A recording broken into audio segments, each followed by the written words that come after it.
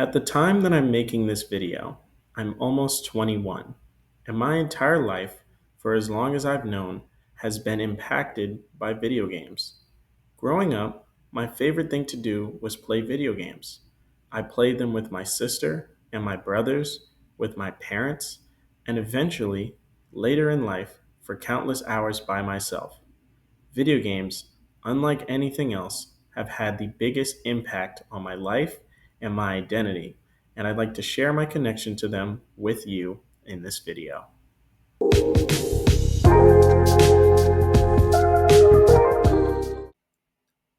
My favorite thing to do in video games is customize my character. When I was 12, I spent hours upon hours decorating my Sackboy in Little Big Planet, making the most beautiful character possible to play as when the characters in the game are so small that mine only counted for about 3 out of like 6,000 pixels on the screen. And as I grew up and played more games with more complicated customization systems like GTA 5, customization times only got longer, with me spending up to 3 hours in the tutorial section of a new game so that I could get my character's nose curve the way that I wanted. And when I was 14 and started dating, I got so obsessed with recreating my girlfriends in video games that eventually I realized I really didn't do it out of love for them, but for the passion in my craft. I just had this burning desire to create beautiful women in all of my games, and I wasn't really sure why at the time. One summer, during the year I was 14, it hit me that I only enjoyed creating beautiful women so much that I truly just used it as my escape from the fact that all I ever wanted to do was create myself. It dawned upon me at such a young age that I wanted to be the beautiful women I played as in all of my games. And it took me some time, but eventually I figured out what all of that meant to me.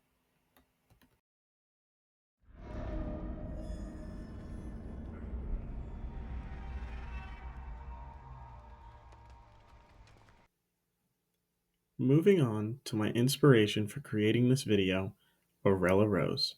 For those that don't know, Aurella Rose is the name of the newest survivor in the popular asymmetrical horror game Dead by Daylight.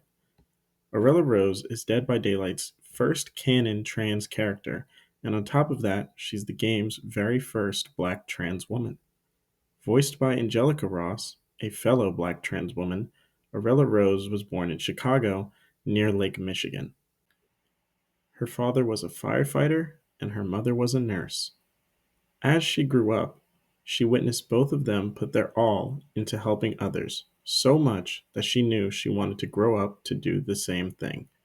This is how she ended up becoming a paramedic. As I stated before, my love for customization has led me to really enjoy Aurella Rose's character in Dead by Daylight. Her customization options are perfect for me to burn countless time making outfits for her. I love her clothing options. She has shorts and jeans and tied up shirts and suit jackets. She has wavy hair options, braids, and even an afro.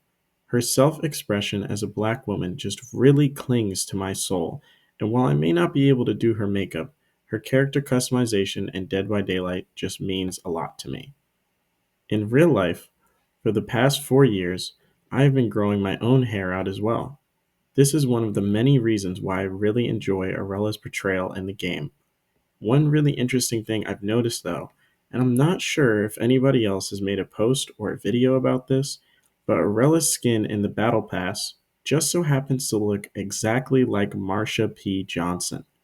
If this was done on purpose, it truly just continues to make me emotional over her portrayal in this game, to give the first black trans woman an outfit that resembles such an iconic feature in queer history. And for those who don't know, Marsha P., or Marsha Pay It No Mind Johnson, is one of the most important figures in queer history.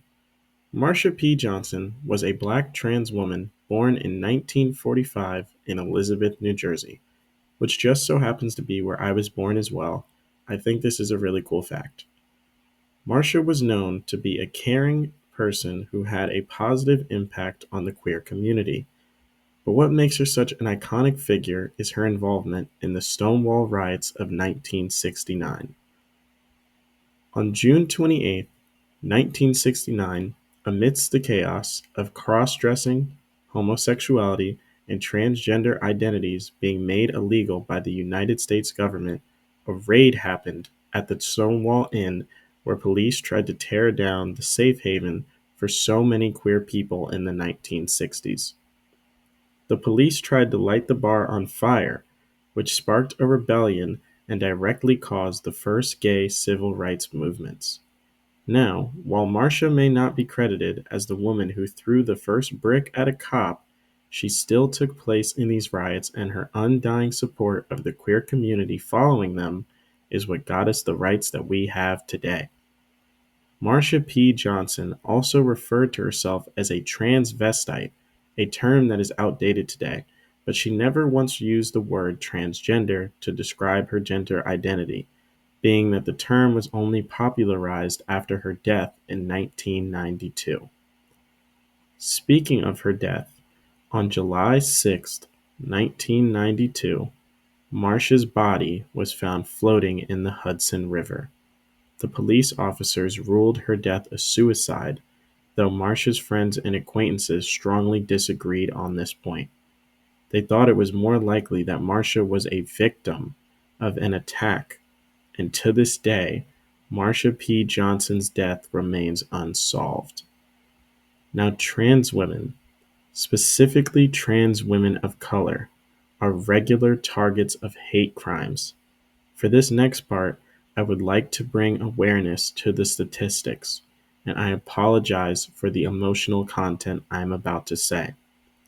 Globally, the percentage of people who identify as transgender varies, with estimates ranging around 0.6 to 1%. African Americans, including men and women, only make up 13% of the trans population, with Black trans women making up an even smaller percentage on their own.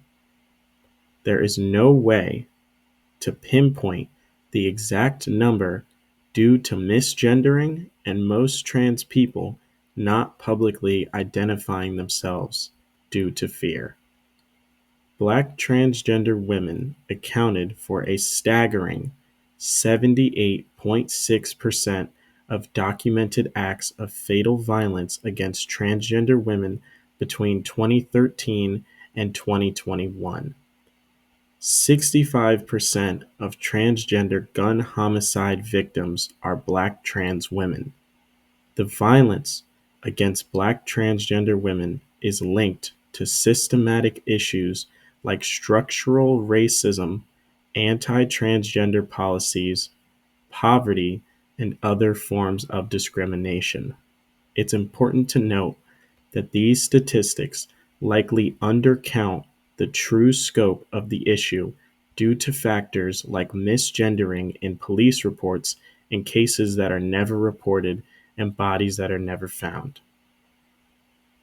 Now, I know that all of that is really rough to hear, but to end on a good note, I would like to share a quote.